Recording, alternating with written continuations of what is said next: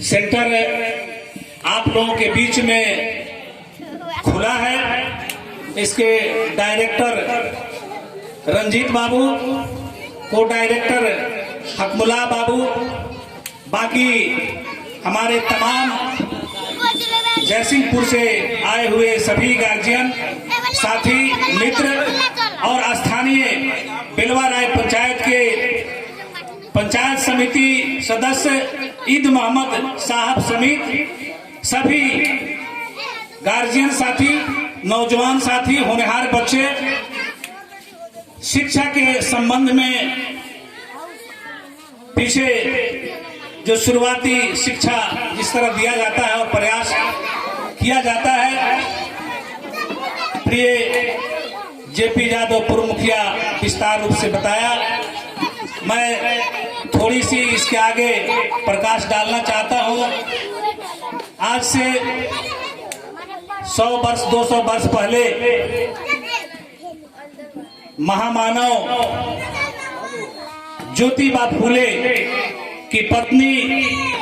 क्रांति ज्योति के रूप में शिक्षा को आगे बढ़ाने वाली और शिक्षा के देवी के रूप में कहे जाने वाली, जिस तरह से उनके जमाने में जब उनकी शादी 1831 में हुई, उस समय किस तरह से अज्ञानता समाज में और भ्रांतियां थी, उसको उन्होंने मुकाबला करते हुए और शिक्षा को जिस तरह फैलाने का प्रयास किया, मैं उस चीज पर थोड़ी सी प्रयास डालना चाहता हूं। जब उनकी शादी 9 वर्ष की उम्र में शिक्षा की देवी क्रांति ज्योति सावित्रीबाई फूले की शादी 13 वर्ष की उम्र में ज्योतिबा फूले के साथ हो जाती है। उस समय बड़ी ही अज्ञानता और समाज में कुरीतियां थी। शिक्षा से सभी लोगों को रोका जा रहा था, खास करके महिलाओं को रोका जा रहा था। यहाँ तक के ये हवा और ये माहौल बनाया गया कि जो पढ़ेगा लिखेगा उसको जो है समाज से दरकिनार किया जाएगा, उसको बाइकआउट किया जाएगा। और उस तरह जब उस माहौल में ये माहौल बनाया गया कि जिसकी शादी जो है सो पढ़ने लिखने के बाद होगी और जब उसका पति मर जाएगा, तो इस तरह से अज्ञानता उस समय था कि उस समय सती प्रथा को लागू किया गया और जिसका पति मर जाएगा उसको जिंदा जो है सो चिता पर जला दिया जाएगा।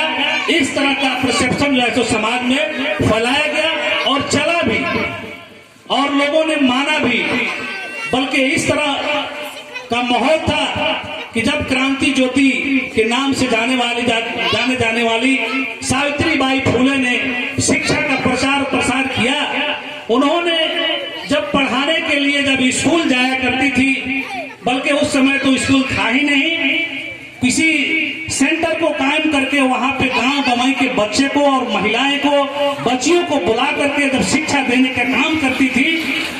तो तमाम जो है समाज के ढकोसलावादी लोग उनको जो है सो प्रताड़ित करते थे। इस तरह प्रताड़ित किया करते थे कि उनके जो है सो शरीर पर गोबर फेंका करते थे, यानी तरह तरह के घर गुबार फेंका करते थे। तो इस तरह से उनका जो है सो शरीर और कपड़ा जो है सो मैला कुचैला हो जाता था। दूसरे दिन कुछ दिनों के बाद उसने ये निर्णय लिया कि हम जो है सो 2 कपड़े लेकर के जाया करेंगे, लेकिन शिक्षा के जो है सो महत्व को कभी भूलेंगे नहीं और उसके प्रचार प्रसार को कभी नहीं भूलेंगे।